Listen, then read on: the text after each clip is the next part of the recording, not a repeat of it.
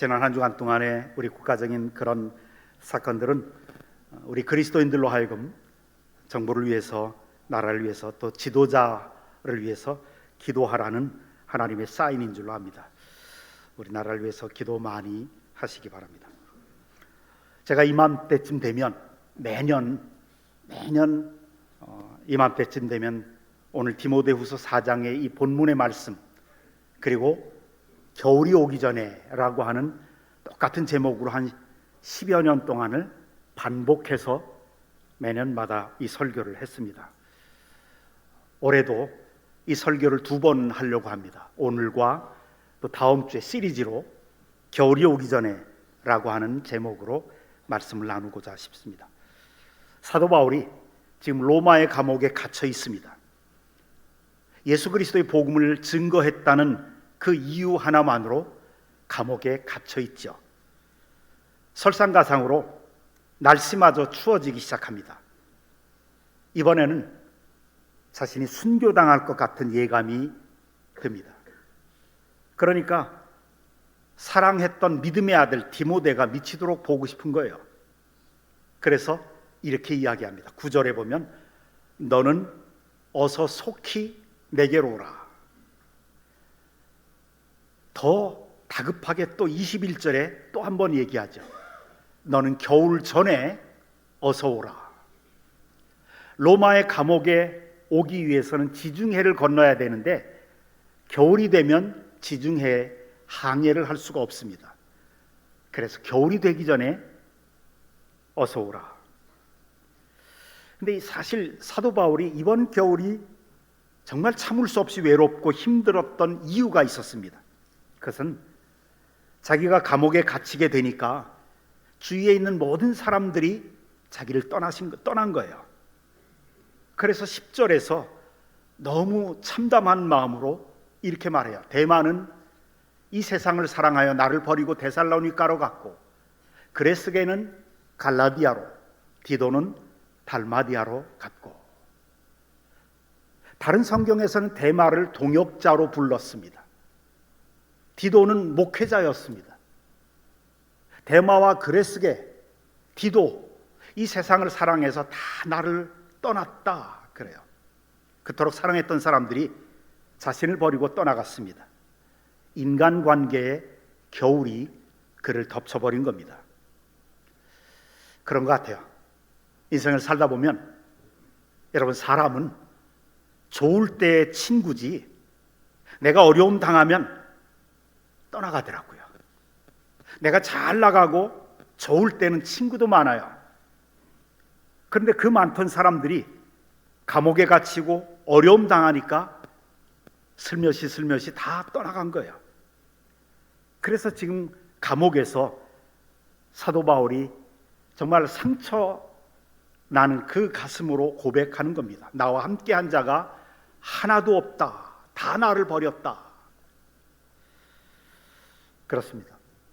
우리가 신앙생활 하는데, 교회 생활 하는데 제일 방해가 되는 것 중에 하나가 사람입니다. 특별히 사람 의지하는 것입니다. 사람 좋아하고 사람을 사귀고 친교하고 사랑 나누는 것은 참 좋은 거죠. 근데 사람을 믿고 사람을 의지하고 사람을 너무 우선시하면 이상하게 그 사람 때문에 시험에 들게 되어 있습니다. 그 사람 때문에 신앙에서 멀어지게 되고 그 사람 때문에 주님의 은혜에서 멀어집니다. 사람은 사랑의 대상이고 용서의 대상이지 의지의 대상이 결코 아닙니다. 사람 의지했다가 인생 황폐화되는 사람들이 참 많습니다. 주위에 그 많던 사람들이 다 떠나가 버린 이런 인간관계의 시험을 사도 바울이 당했어요. 그런데 이 시험 당할 때 자세가 어땠느냐? 17절에 이렇게 말합니다. 주께서 내 곁에 서서 나에게 힘을 주셨다. 사람들은 다 떠났어도 주님은 나를 떠나지 않으셨습니다. 사람들은 자기에게 별 도움이 되지 않다 싶으니까 다 나를 손절해버렸지만 주님은 여전히 나와 함께 하시면서 나를 붙잡아 주시고 나에게 힘을 주십니다 라고 고백하는 겁니다.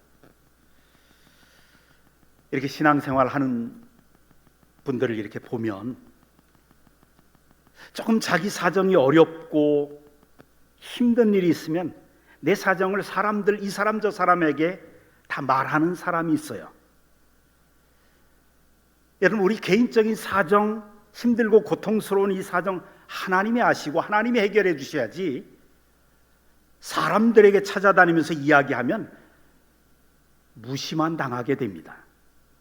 힘든 일이 있으면 하나님 앞에서 죽기 살기로 매달려서 응답받아야 됩니다. 그러면 극복할 수 있습니다. 하나님 앞에 무릎 꿇으면 반드시 승리하게 되어 있습니다. 왜요? 하나님이 축복하시거든요. 하나님이 문제 해결해 주시거든요. 하나님이 길을 열어주시고 하나님이 어려움 해결해 주시고 질병을 치유해 주시거든요. 이 사람 저 사람 찾아다니면서 도움 구하기 시작하면 내 영성에 거지 근성이 생기게 되고 나만 우습게 됩니다. 그리고 내 비밀만 퍼지게 되고 내 비밀 가지고 술안주로 쑥덕쑥덕거리는 사람들이 많아지게 됩니다. 자신이 이 사람 저 사람 찾아다니면서 이야기했기 때문에 그렇습니다. 근데 하나님을 붙잡으면 문제가 해결되거든요. 하나님을 붙잡으면 우리의 삶이 행복해지게 됩니다. 그것이 하나님께 영광 돌리는 삶이 되는 겁니다. 근데 한번 생각을 해보십시다. 사도 바울은 예수님 이후에 가장 커다란 영적인 거인이셨습니다. 영적인 자이언트였어요. 거대한 산이었다고요. 그런데 이 영적인 거인이 왜 주위의 모든 사람들이 그를 떠나버리는 이런 고통스러운 인생의 겨울이 찾아왔을까? 주님만 붙잡으라는 이야기입니다. 우리 삶 속에서도 마찬가지죠.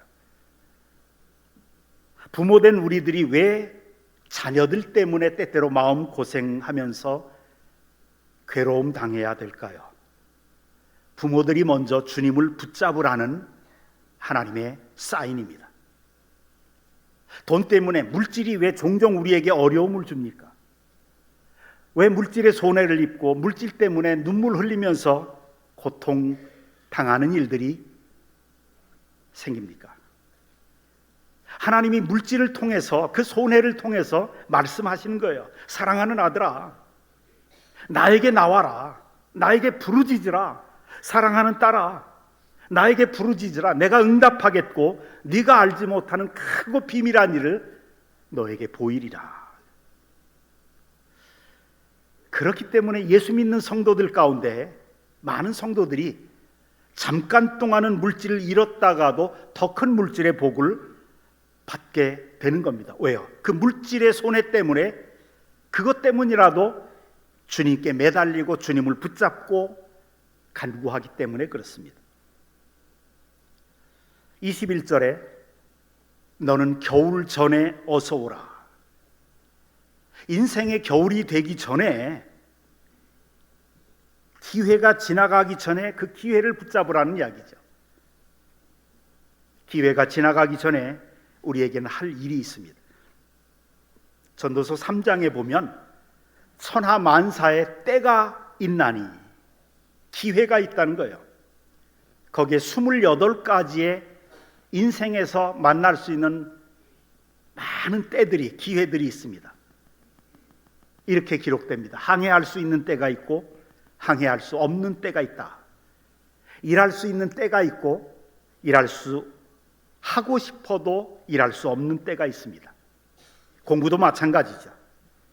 할 수 있는 때가 있고 공부하고 싶어도 할 수 없는 때가 있습니다.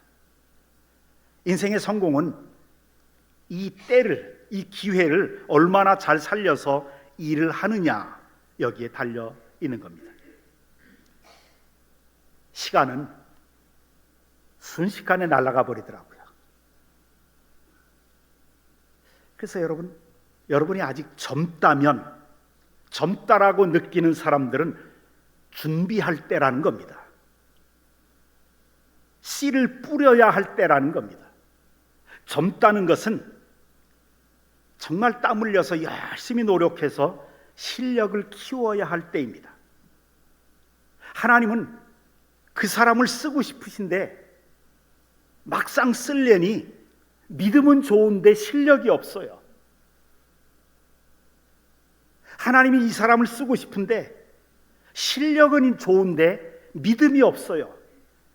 양쪽 다, 두 사람 다 쓸 수가 없는 겁니다. 믿음의 실력도 키워야 되고 이 세상에서 이 세상의 실력도 키워야 됩니다. 21세기는 전문가 시대입니다. 무한 경쟁의 시대입니다.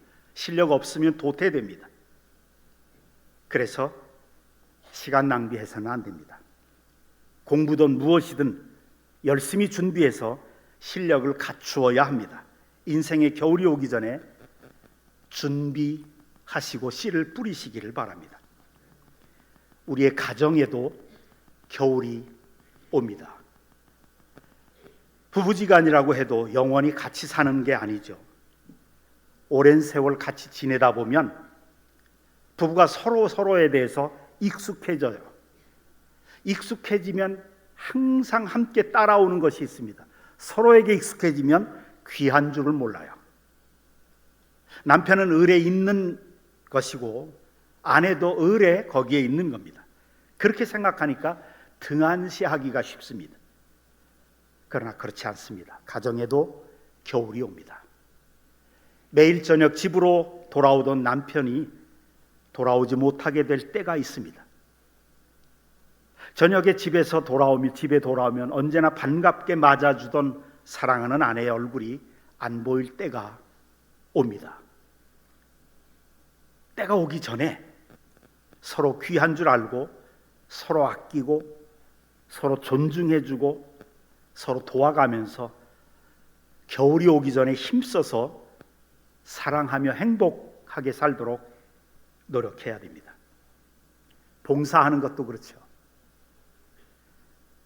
구역을 위해서 구역장으로, 권찰로, 아니면 봉사실에서 봉사하고 성가대에서 찬양하고 교회 학교에서 가르치고 신방하고 전도하고 가난하고 소외된 이웃들을 도와주는 구제하는 그 선한 일에도 겨울이 찾아오더라고요. 하고 싶어도 못할 때가 오는 겁니다.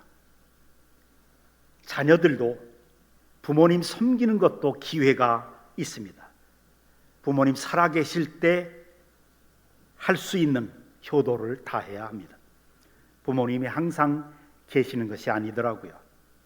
세상을 떠나실 때가 있습니다. 또 한 가지를 사도 바울이 우리에게 교훈합니다. 13절의 끝부분에 보니까 또 책은 특별히 가죽종이에 쓴 것을 가져오라 그래요. 이 가죽종이라고 하는 헬라어는 비블리아라고 하는 말입니다. 이 비블리아라고 하는 말에서 성경, 바이블이라고 하는 말이 나왔습니다. 성경을 좀 가지고 와라. 지금이야 인쇄술이 발달해서 성경책을 가지고 다니기가 얼마나 편합니까? 그런데 그 당시에는 성경 하나님의 말씀을 양피지 가죽종이에, 얇은 가죽종이에 썼습니다. 그러나 아무리 얇게 가죽을 만들어도 두껍거든요. 이게 두루마리로 말았습니다. 그러니까 예를 들면 마태복음 한 권, 이 두루마리 하나가 엄청나게 큽니다. 창세기 하나, 이사야서 하나. 그러니까 복음을 전하는 사람들이나 주의 종들이 말씀을 전하는 사람들은 그 중에 꼭 필요한 책만, 두루마리만 보찜에 넣고 아니면 기계 같은 데 메고 그리고 가는 거예요. 그러면서 아는 집에, 잘 아는 집에 맡겨놓고 가서 복음 전하고 그리고 다시 돌아와서 찾고 그렇습니다. 인생의 겨울이 가까워짐을 느낀 바울, 이제 맡겨놓았던 그 성경책을 가져오라는 거예요. 들어와 있는 가보라고 하는 사람의 집에 맡겨놨으니 성경을 좀 가져와라. 무슨 이야기냐면 내 눈이 더 어두워지기 전에, 내 기억력이 더 쇠퇴해지기 전에 하나님의 말씀을 한 번이라도 더 봐야 되겠다는 거예요. 인생의 겨울이 가까워 오면 이것저것 해야 될 일이 많이 있지만 그 모든 것보다 먼저 하나님의 말씀, 성경에 더 귀를 기울여야 합니다. 14절에 보면 구리 세공업자 알렉산더가 내게 해를 많이 입혔음에, 그래요. 구리 세공업자, 이거는 구리를 잘라서 깎고 새기고 거기에 무늬를 새깁니다. 동물의 모양이나 또 어떤 그 당시에 있었던 신의 모양이나 무늬를 새겨서 우상을 만듭니다. 그걸 드라빔이라고도 말합니다. 가정 수호신이죠. 개인 수호신입니다. 이거 가지고 다니면 그게 우상이 되는 거죠. 이게 나를 지켜준다. 드라빔. 그래요. 여러분들 가운데 혹시 그런 사람들은 없겠지만 십자가는 참 좋은 겁니다. 십자가 목걸이 멋으로 달고 다니면 그건 참 좋은 건데, 이거 달고 다니면 나한테 해가 안 끼칠 것이다 라고 생각하면 우상입니다. 그냥 멋으로 아름다움으로 달고 다니면 참 좋은 거예요. 그런 얘기입니다. 우상을 만들어서 구리로 잘 만들어서 파는 사람, 구리 세공업자, 장사하는 사람들. 근데 사도 바울이 복음을 전할 때마다 예수 믿는 사람들이 점점 많아지니까 예수 믿으면 우상을 버리거든요. 그러니까 이 알렉산더라고 하는 사람이 자기 사업에 막대한 손해를 입은 거예요. 바울을 참 많이 괴롭혔습니다. 바울에게는 원수 같은 사람들, 그런 사람들이었습니다. 그들에 대해서 말하는 거예요. 구리 세공업자 알렉산더가 내게 해를 많이 입혔음에 주께서 그 행한 대로 그에게 갚으시리라. 그래요. 하나님께 맡겨버린 거예요. 내가 더 이상 미워할 필요가 없습니다. 내가 나서서 복수할 필요가 없어요. 두고 보자 할 필요가 없습니다. 왜요? 주께서 반드시 심판해 주시니까. 그러니 너희들도, 너도 너를 힘들게 하는 사람 그냥 주께 맡겨버리라. 주님이 처리하신다는 거예요. 이게 얼마나 무서운 말입니까? 예수 안 믿는 사람들은 이게 무서운 말인지 모르지만 내가 복수해 줄게. 우리 그리스도인들에게 복수하지 말라는 말이 없어요.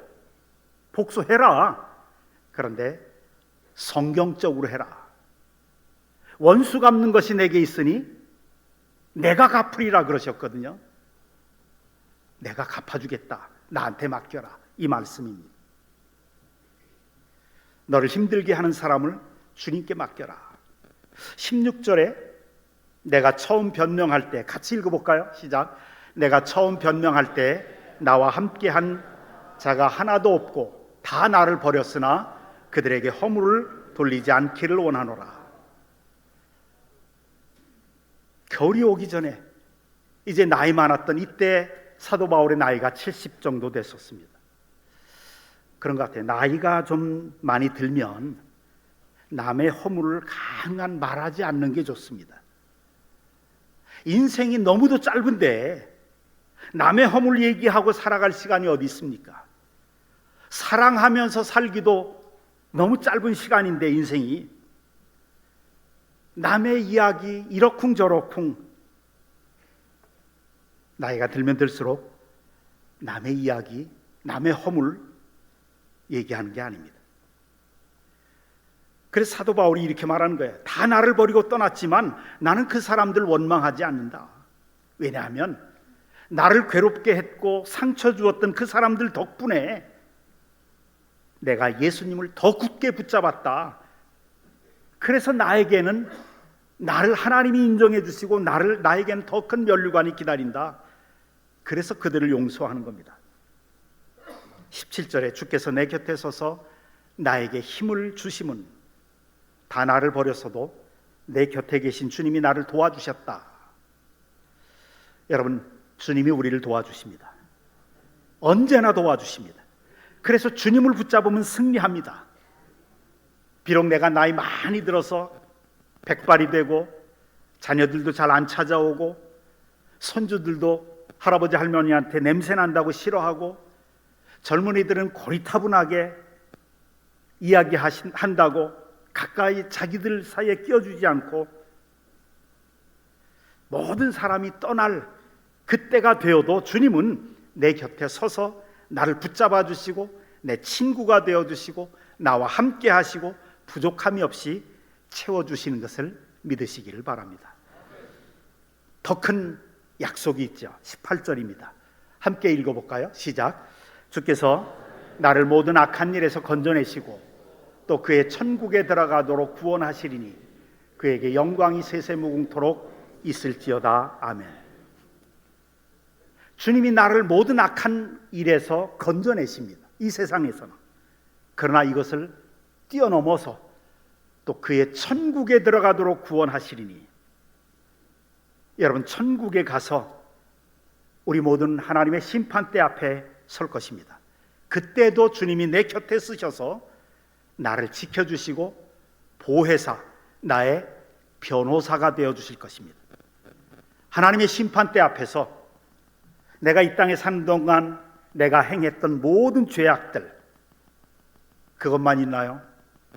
내가 예수 믿은 이후에도 지었던 그 많은 죄들, 그 많은 위선들, 전부 기록된, 하나님 앞에서 기록한 그 책이 있습니다. 천사가, 내가 하나님의 심판대 앞에 섰을 때 천사가 그 책을 가지고 하나님 앞으로 나아갈 겁니다.